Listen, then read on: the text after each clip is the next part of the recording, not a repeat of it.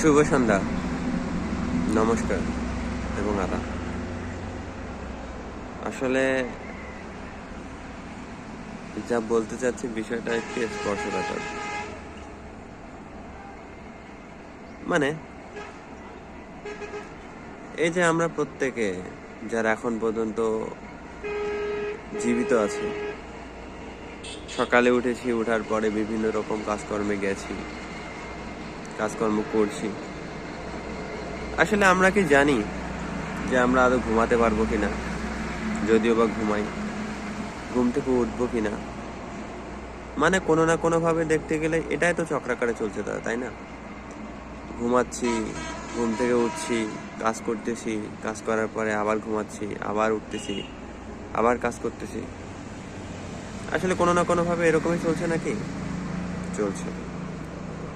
মাঝখানে মাঝখানেই বলছি, মাঝখানে যত সময় জেগে আছি তত সময় কারো মনক্ষুণ্ণ হয়, কেউ অসম্মানিত হয়, এরকম কোনো কিছুই না করি, কেমন? আসলে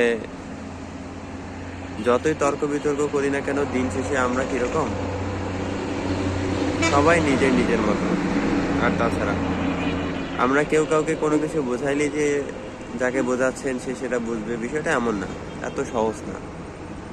আর সহজ না বলেই বহু মানুষকে দেখবেন অনেক কিছু বোঝানোর পরেও দিন শেষে তারা তাদের মতোই। তো বোঝানোর দায়িত্বটা নিতে পারেন, সে যে বুঝবেই এটা বলা কঠিন। সেই জন্যই বলছি, এই যে চক্রাকারে চলছে, ঘুম থেকে উঠতেছি, আবার কাজ করতেছি, আবার ঘুমাচ্ছি, আবার এভাবে যে চলতেছে, এটা সব জায়গায় চলতেছে। আর চলতেছে বলেই বলি কি, কাউকে বোঝান, যদি বোঝে ভালো, যদি না বোঝে কাউকে অসম্মানিত করিয়েন না। কারণ অসম্মানিত করলে দিন শেষে কি হবে?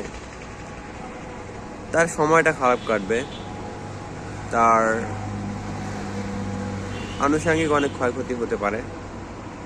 কিন্তু থাক না, কেউ যদি আপনার মতে না আসে, না আসুক, সে তার মতো থাকুক।